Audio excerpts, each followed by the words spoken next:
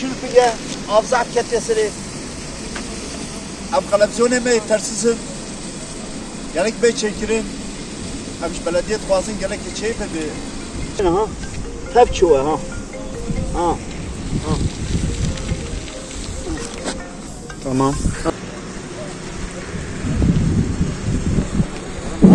Hadi papa bakayım bak geldi aşağı da.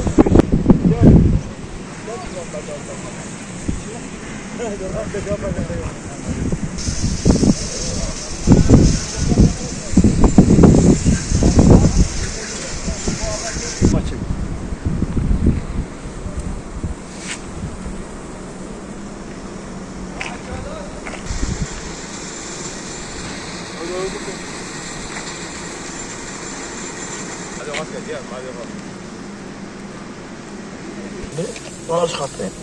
Çünkü zaten alttan kilitlenmiş ya.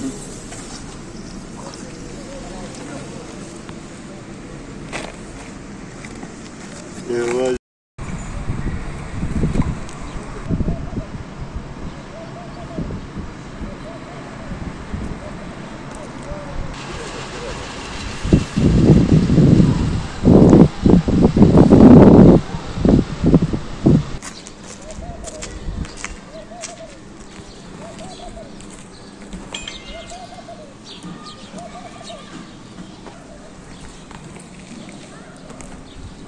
Bu buğdayları da çekebilirsin abi.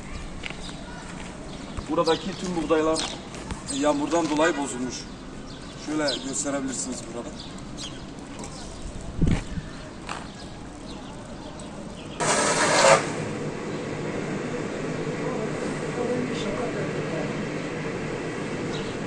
Burası Batman Buğday Pazarı. Dün ani yağıştan kaynaklı burada bayağı su doldu ve bütün hububatlarımız, buğdaylarımız hepsi su altında kaldı. Haziran ayındayız. Bütün ürünlerimiz dışarıdadır. Bu altyapı sıkıntısı çoktan beri var. Bunu gerekli mercilere ilettik ama herhangi bir çalışma yapılmadı burada. Kaç defadır söylüyoruz, bugün belki milyonlarca değerinde malımız hepsi dışarıdadır. Hepsi telef oldu, hepsi ziyan oldu. Mesela bugün hepsi küflenecek bu malların hepsi. Altına su girdi. Yani şimdi altyapı eğer kanalizasyon iyi bir şekilde çalışsaydı bu mallarımız bozulmazdı. Bütün esnaf arkadaşlarımız hepsi mağdur olmuş. Yetkililerden mesela birkaç kişi geldi de diğerleri gelmemiş yani. Yetkililerden gelip de burada ilgilenmelerini istiyoruz. Sıkıntı neyse giderilmesini istiyoruz. Yani sürekli bu sıkıntıyı yaşıyoruz, zarar ediyoruz bütün esnaflar olarak.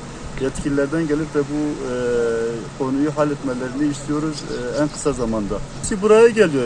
İçerideki altyapılar da yetersizdir. Bunu birkaç defa dile getirdik.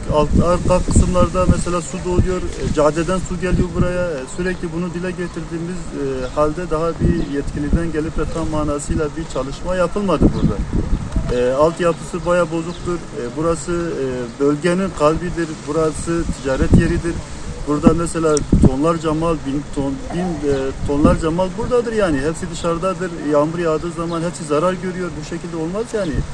Bu çiftçi esnafın zararını kim karşılayacak şimdi burada? Hepsi de mesela dediğimiz gibi kanalizasyondan kaynaklı bir sorundur. Onun giderilmesini istiyoruz.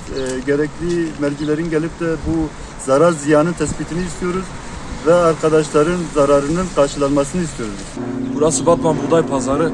Batman Buğday Pazarı altyapı olarak sıkıntıda. Şu an dün yağan yağmurdan dolayı tüm esnaflar zarar gördü. Buğdaylarımız bozuldu, arpalarımız bozuldu.